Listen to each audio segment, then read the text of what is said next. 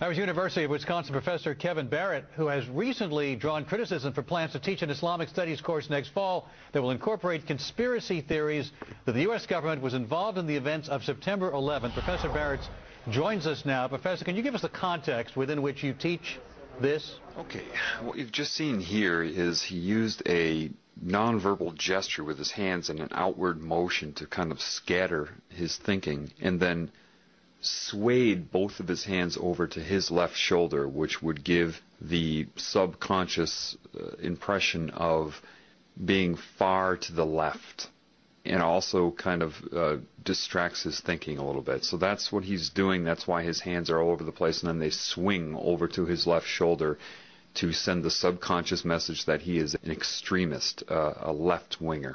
Okay? Can you give us the context within which you teach this?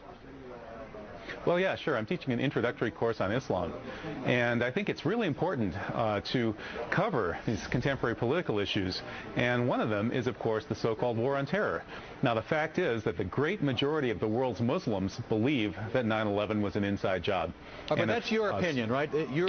Again, manipulation is all about timing and redirecting and trying to take control of somebody when they're speaking. Here, you see a great example of that by saying that's your opinion, even though he just stated there's a vast number of people that are waking up, even though he specifies the Muslim community. That's not true. It's all over the world.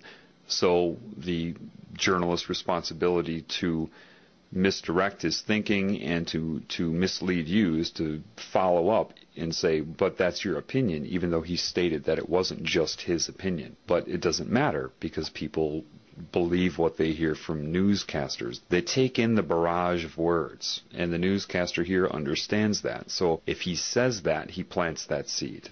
Now, the fact is that the great majority of the world's Muslims believe that 9/11 was an inside job. But that's your opinion, right? You're offering your opinion that there was an inside job. Well, after studying the evidence pretty intensively for 2.5 years, I am convinced that 9/11 was, in fact, an inside job. And are students required to regurgitate that in some way in order to do well in your class? Again, more manipulation. I'm sure you caught that. Even though this very system of the world creates people to regurgitate, they will often accuse people of doing the things that they do.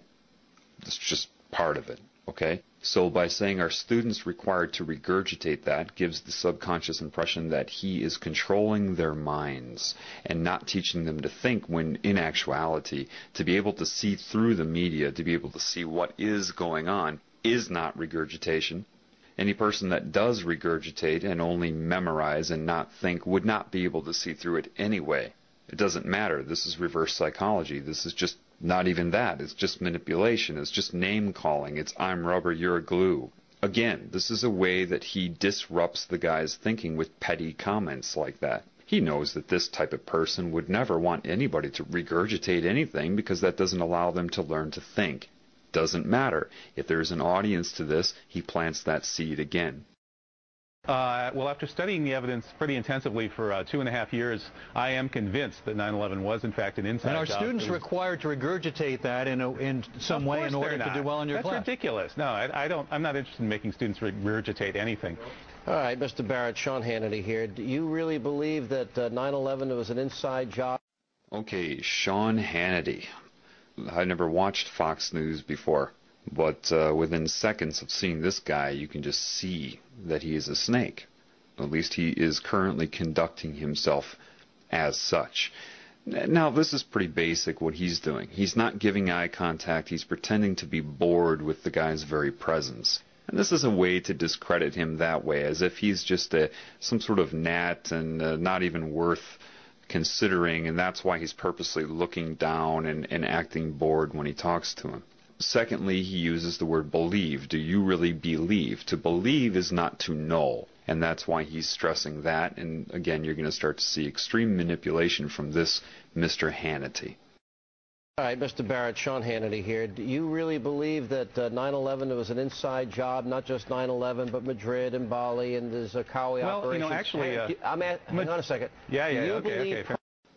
All right, so what he does is he tries to take control of this conversation right away. He insinuates something, and the professor was smart enough to catch what he was saying, and then when he tried to respond to that, he interrupts him to take control. That's how they'll do it. They'll insult you while they speak and try to continue speaking before you can actually reply to it. And therefore, it makes the professor look nuts. You know what I mean? Because if people don't catch this neuro-linguistic programming, if they don't catch the manipulation, which comprises the majority of the audience anyway, nevertheless, if they don't catch it, then he can do that. He can take those cheap shots, and when the professor tries to correct those, then he interrupts him, says, hey, hold on, and then tries to make him look rude for interrupting and take control over him and disrupt his thinking at the same time. Well, actually... hang on a second. Do you believe personally that these are inside jobs, yes or no? It's not quite that simple.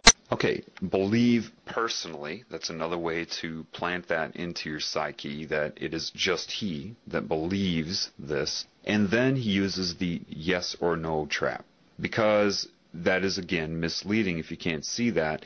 The way he twisted around that question would not allow the professor to be able to give a yes or no answer, because he injected manipulation into the question itself. So, when the professor tries to say that, of course, then it puts him under pressure. The professor is smart enough to catch that, and it isn't that simple, and he understands. The professor knew, of course, what I'm telling you right now. However, time is ticking. He only has so much time on the air, and their job is to disrupt his thinking as much as possible and make as many hidden accusations as they can and as many subconscious embeds into how to perceive the professor as they can in the short amount of time that he's on the air. And that's their only job, is to discredit and disrupt. Okay? But he did catch it. Now he has to respond to that rather than being able to say anything that matters. And that's what's going on right here. Yes or no? It's not quite that simple.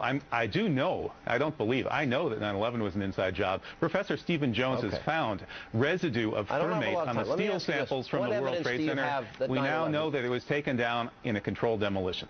All right, so you believe that the buildings came down in a controlled demolition? Okay, so the professor did a really good job of identifying his manipulation by saying, I don't believe, I know. And because he was starting to get through that, Hannity interrupts him and says, I don't have a lot of time. Well, wait a minute, you just asked him a question, and now he's able to break through your manipulation, and suddenly you don't have a lot of time for the very answer to the question that you just asked. The next thing you see, he asks him, what evidence does he have? And he interrupted him giving the evidence to ask him what evidence he has. Why? Of course, he's not interested in hearing the evidence or anybody else hearing it. He's interested in interrupting him and planting another embed into the psyche that what he happens to be saying right now is somehow not evidence. It's all misdirection of focus, redirection of focus, disrupting, interrupting, gaining control. And, it's this very petty, they rely on these petty techniques. Now, at the end of this, he does something that a lot of you probably aren't aware of. He does a hand gesture. He takes both of his hands and he puts them up in front of his head and then pulls them down. And he pretends he's talking about the buildings falling down. What that is I don't know what they would term it. I'm just intuitive. I'm perceptive. I can see what they're doing. That's sorcery. Sorcery is just anything that is used to circumvent the conscious mind, to control the mind. That gesture is designed to take away his zest, his focus, his power. By bringing his hands down like that, he's trying to subconsciously take away the focus of the professor, take away his power.